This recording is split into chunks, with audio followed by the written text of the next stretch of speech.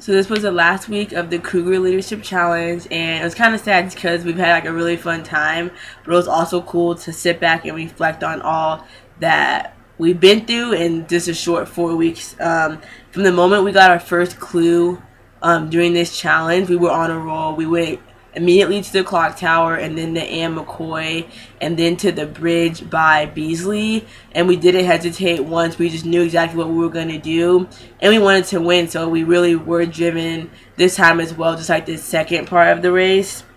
I thought my favorite part of the whole challenge was the interview with Anne McCoy about conflict management, because the stuff she was saying was super relevant and it made me look at conflict a little differently, and understanding that conflict isn't always bad, but sometimes you need it to get through things, to learn things, and to solve different situations. We worked way better as a team this week compared to last week. I think we all had a way better attitude and we just knew how to attack this differently. And coming in, I think everyone wanted to win. Everyone was ready for the last challenge, so that was really good. It was cool to see the trust that we put in each other when we had to make decisions, because normally it really is a group decision, but this time I feel like one person knew the right answer, so we immediately went there without hesitation. And it was cool to see how over these past 4 weeks we built that trust and we know what each person is good at, and so we're able to just, if one person thinks that's right, we just all buy in and we go with that.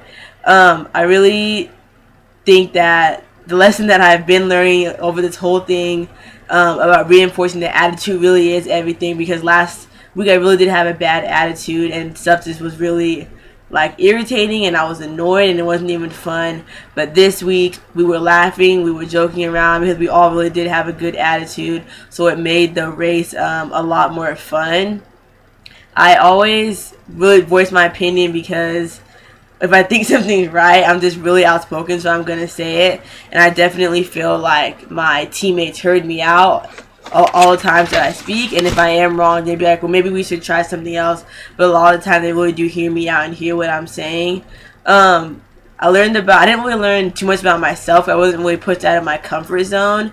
But I just really am thankful for my team, even though this is like something that it's just like, oh, Kruger Leadership Challenge, like you don't really think a lot about it or think have any value associated with it. But it was really cool to work with all these different types of people, different personalities, because I learned how to work with different people, and my team was just really, really patient with me. And like the days when I really did have a bad attitude, or the days when I was on point, they worked with me through it all, and I thought it was a really cool experience. Like I'd want to do it again. I encourage a lot of people to do it, and it's something that I will like forever cherish.